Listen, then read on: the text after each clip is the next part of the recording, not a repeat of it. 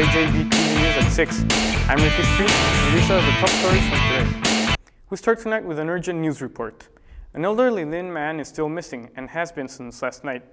At around midnight, Glenn Everback walked outside to have a cigarette and never came back. Everback is 88 years of age and is believed to have dementia and could have easily forgotten what he was doing outside. If you spot him, try not to use his name because he may not even know it. Calls of "Hey you there" may be more effective in getting this attention. In other news, a recent study from the American Dental Association found that 9 out of 10 dentists agree that the 10th one should really just chill out and agree with them. Earlier this week, NASA launched a probe bound for Uranus, and as a result, people everywhere just giggled. In the small town of Downey, Texas, they have completed construction on a new treatment plant that is using new technology to turn sewage water into clean drinking water. After the water has completed treatment, it will be packaged in recycled plastic bottles and sold in stores across the country. So while out shopping this weekend, don't forget to pick up a case of Colon Springs.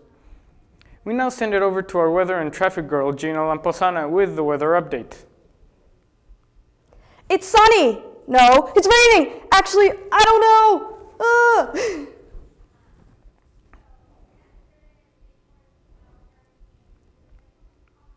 Okay, well, thank you, Gina. And this just in. A man wearing a suit made completely out of mirrors started a fight in downtown Salem earlier today. Police spokeswomen said that upon arrival, the man had apologized once he had some time to sit down and reflect. This morning, the Executive Board of Psychics announced that next week's annual psychic convention has been canceled due to unforeseen circumstances. A Gloucester man who had been missing for weeks was discovered washed ashore today in Marblehead. When interviewed, he said he had been swallowed by a humpback whale while fishing ashore. The man said he escaped by running as hard as he could until he was pooped out. What an experience that must have been. In today's edition of Celebrity News, Kim Kardashian and Kris Humphries call it quits. The marriage lasted a mere 72 days, which is 13 days less than they were engaged for. The couple reportedly quit due to the fact that Kardashian was not willing to move with Humphries to his native Minnesota. Who can blame her? I mean, come on, Kris, Minnesota? Really? Humphries isn't complaining though. The television host has had an incredible amount of airtime, more than he had when he was drafted to the NBA. Coming up, we will have some more important traffic information that will likely be of absolutely no help to you because chances are you're standing someplace near a TV, not a car.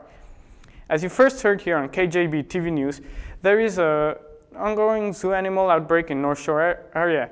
We now go to Kip Woodenstool with an update from the scene.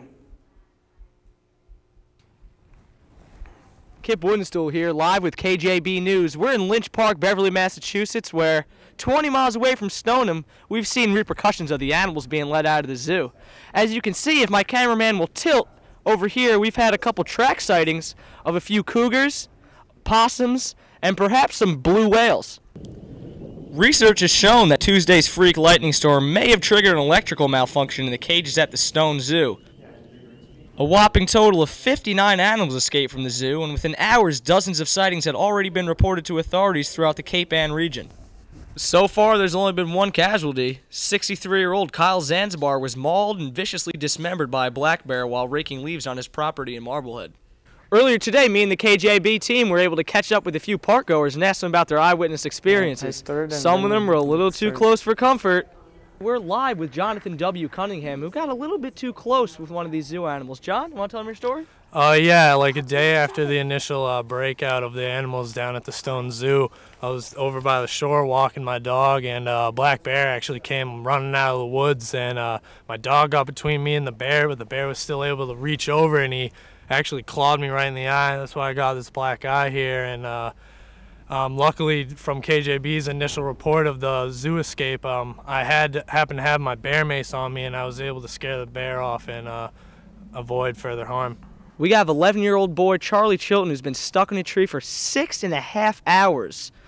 Charlie, you want to tell us your story? Well, I was playing tag with my friends, and I realized they ran off, and there were cougars everywhere. You want to tell us more about these cougars, Charlie? I thought they were my friends, and then they started chasing me. I ran up here and had not come back down. Isn't that an interesting life story, folks? Those you may think are your friends could actually just be escaped cougars from the zoo. While most of the escaped creatures have already been subdued by animal control, they do warn that some of the more elusive critters could still be on the loose.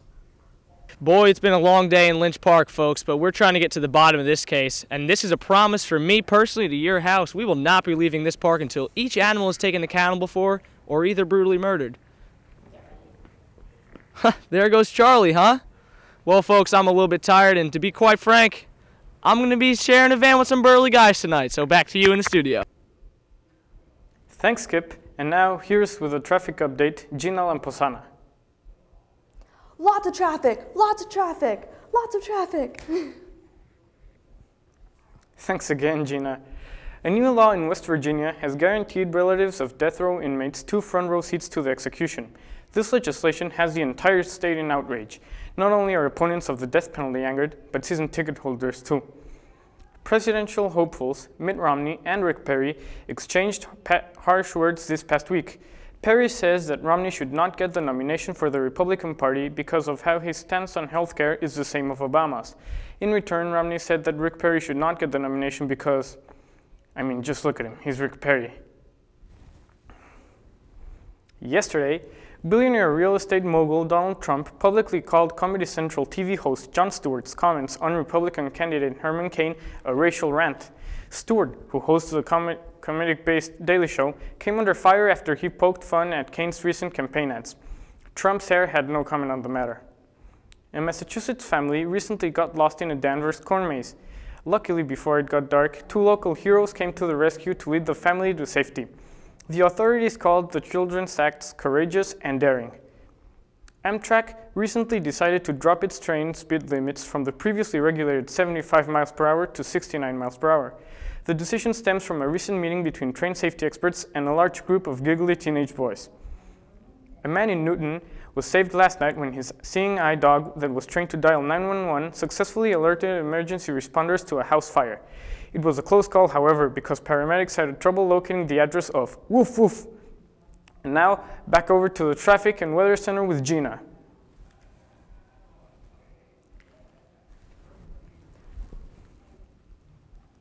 Ricky, it's raining!